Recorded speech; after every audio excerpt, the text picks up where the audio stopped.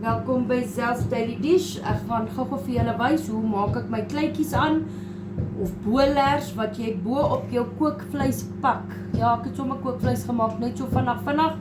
Rys is in die microwave. Maar kom ek wys julle hoe doen dit. Jy kan hom verdubbel as jy wil, as jy baie wil hê. Ons is nie so baie nie, so ek maak hom net enkel. 1 koppie koekmeel, 1 eier, 2 plat teelepeltjies bakpoeier, 3 teelepeltjies botter, net 'n knippie sout, 'n katspoegie soos in 2 ml en dan 125 ml melk, soos 'n halwe koppie. Of vat jou vark en jy meng dit. En dan skep jy lepels vol boop jou vleis. There you have it. Jy maak jou manier, ek maak my manier. Kom ek wys julle hoe sit ek dit in die pot.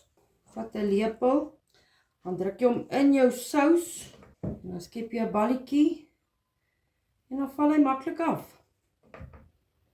Doen dit tot jy klaar is. Lê dit net so bo op die vleis.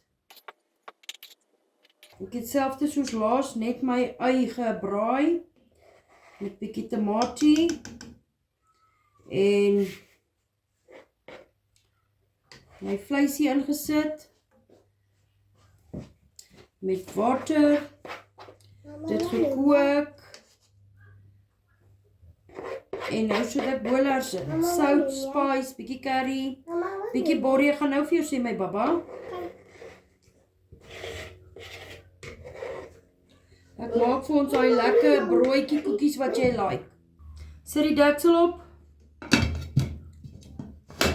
en los hom vir 10 tot 15 minute. En jy haal die deksel af wanneer jy opskep. Ek het klaar my soppoeier mengsel ingegooi, so my sous is klaar in.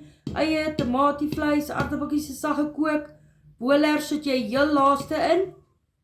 10 tot 15 minute. En dan wys ek julle hoe dit gaar is. Sien julle nou weer. Dish up dinner with me.